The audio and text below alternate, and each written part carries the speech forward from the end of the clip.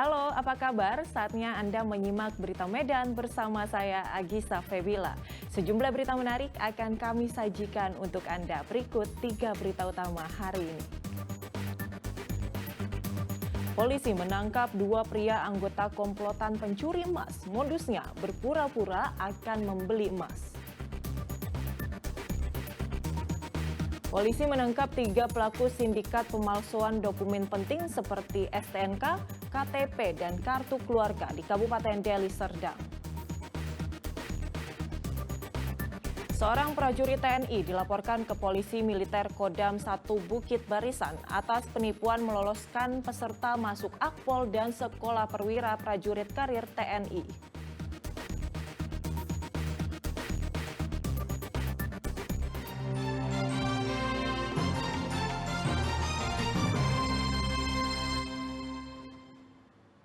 Polres Labuhan Batu Selatan menangkap 2 pria anggota komplotan pencuri emas saat mencuri di sebuah toko emas dengan modus berpura-pura akan membeli.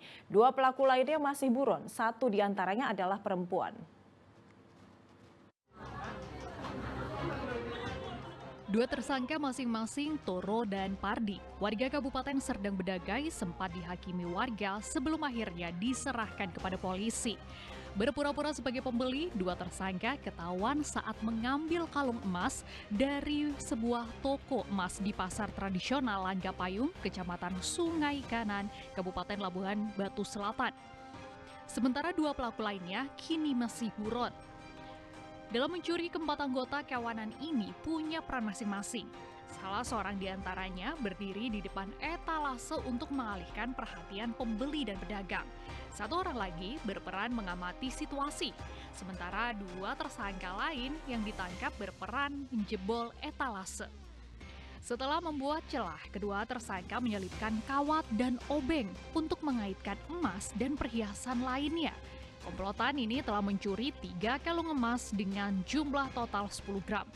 Untuk pelakunya ada 4 orang dan 2 diamankan, 2 lagi lari, 1 perempuan. Di mana perempuan tersebut itulah dibuat modusnya untuk membeli emas. Dan diduga mereka orang sedang berdagai dan sudah dilakukan pengejaran ke sana. Sampai sekarang mereka tidak ada lagi ditemukan di Serdang Bedagai. Polisi menyita sejumlah barang bukti berupa emas curian, kawat sepanjang 151 cm, pisau serta obeng. Sementara 2 pelaku lainnya kini masih dalam pengejaran polisi.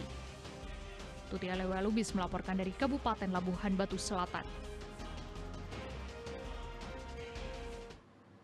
Polisi menangkap 3 pelaku sindikat pemalsuan dokumen penting seperti STNK, KTP, dan kartu keluarga di wilayah Sunggal, Kabupaten Deli Serdang. Pelaku telah menjalankan bisnisnya selama 1 tahun.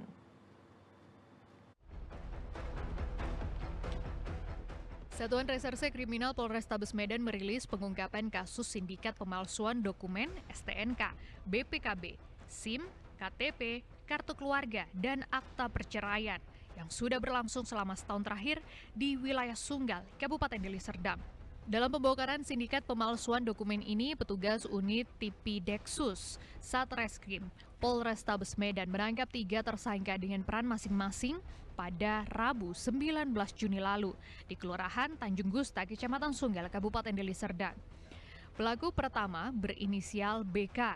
Ia bertugas sebagai operator atau pencetak dokumen. Kemudian pelaku VS. Ia berperan sebagai mencari konsumen dan EAP berperan sebagai kurir. Tidak hanya menangkap 3 pelaku ini. Setelah melakukan pengembangan, petugas juga menangkap 1 pelaku yang memesan dokumen palsu STNK berinisial KS. Kini ketiga pelaku beserta pemesan sudah ditetapkan sebagai tersangka. 3 orang di Jalan 2 Galin Dusun 3, tim juga berhasil melakukan pengembangan dan berhasil mengamankan tersangka lain inisial KS. Perannya adalah sebagai konsumen yang membuat STNK dan BPKB palsu dengan menggunakan jasa pelaku inisial BK tadi. Ya, adapun motifnya adalah tersangka melakukan pemalsuan untuk mendapatkan keuntungan secara materi guna memenuhi kehidupan sehari-hari. Dari pengakuan ketiga tersangka, mencetak dokumen-dokumen palsu ini sesuai dengan pesanan konsumen. Akibat perbuatannya, keempat tersangka diancam dengan hukuman 7 tahun penjara. Muhammad Hamdani melaporkan dari Kota Medan. Ombudsman Republik Indonesia Perwakilan Sumatera Utara turun tangan terkait polemik siswi SMA Negeri 8 Medan yang tinggal kelas diduga terkait sikap kritis ayahnya melaporkan dugaan pungli. Kedua belah pihak dipanggil dalam waktu yang berbeda dan dilakukan pemeriksaan.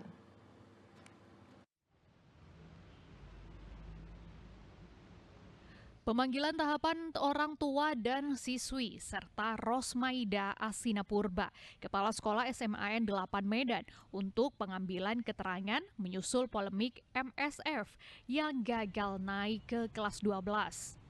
Siswi tersebut tidak naik kelas diduga karena sang ayah melapor ke Inspektorat Dinas Pendidikan dan Polda Sumatera Utara atas dugaan pungli oleh kepala sekolah.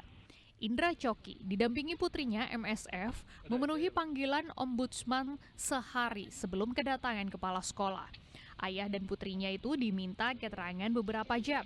Sedangkan kepala sekolah Rosmaida Asinapurba tiba di kantor ombudsman pada Rabu siang, namun tidak bersedia memberi keterangan pada wartawan. Itu ya mengenai absensi, nilai-nilai rapornya, dan perilaku. Dari sini apa?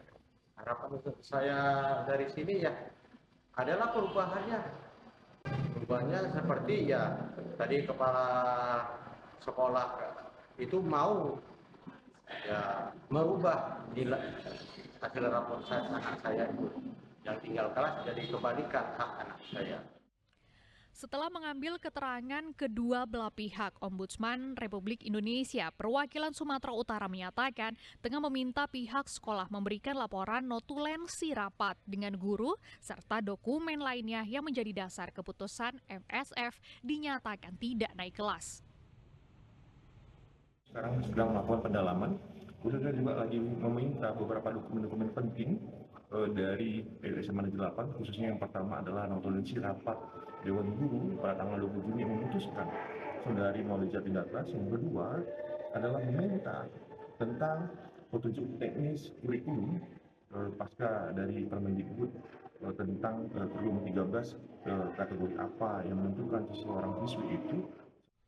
Sebelumnya seorang wali siswi SMAN 8 mendatangi sekolah tempat putrinya belajar memprotes keputusan anaknya yang dinyatakan tinggal kelas. Orang tua siswi itu menduga anaknya menjadi korban diskriminasi buntut sikap kritisnya yang melaporkan dugaan pungli oleh kepala sekolah ke sejumlah lembaga termasuk Polda Sumatera Utara. Tutia Lewelubis melaporkan dari Kota Medan.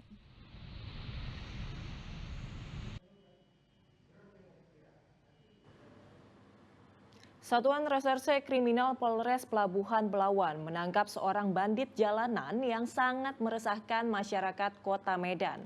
Pelaku mengaku menjadi pembobol rumah warga selama 35 tahun dan sudah terbiasa sering keluar masuk penjara.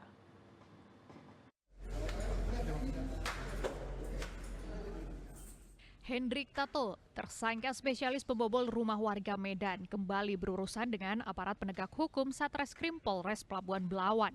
Setelah aksinya membobol rumah di kawasan Pajak Baru Medan Belawan dilaporkan oleh korbannya bernama Nadia. Tersangka juga merupakan residivis sebanyak 7 kali dan ketujuhnya dilakukan tindak tegas terukur oleh petugas kepolisian. Ia diamankan Satreskrim Polres Pelabuhan Belawan setelah berhasil mencuri 1 unit handphone dan 1 unit laptop. Dalam proses penangkapan, tersangka yang membawa senjata tajam berusaha kabur dan melukai petugas. Hingga akhirnya dilakukan tindak tegas dan terukur ke arah kaki kanan tersangka. Dari hasil pemeriksaan petugas, tersangka mengaku berkarir sebagai spesialis pembobol rumah warga selama 35 tahun sejak ia berusia 14 tahun. Untuk Hendrik Tato atau HS ini sudah puluhan kali keluar masuk penjara. Untuk keterangan yang bersangkutan bahwa Hendri Tato ini dari umur 14 tahun sudah masuk penjara dan sudah berulang-ulang kali melakukan pencurian sehingga meresahkan masyarakat. Ketika kita tangkap kemarin melakukan perlawanan sehingga kita berikan tindakan tegas terukur.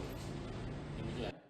Selain meringkus tersangka, petugas berhasil menyita barang bukti berupa laptop dan senjata tajam. Untuk mempertanggungjawabkan perbuatannya, kini tersangka mendekam di sel tahanan dan terancam hukuman 7 tahun penjara. Muhammad Hamdani melaporkan dari Kota Medan.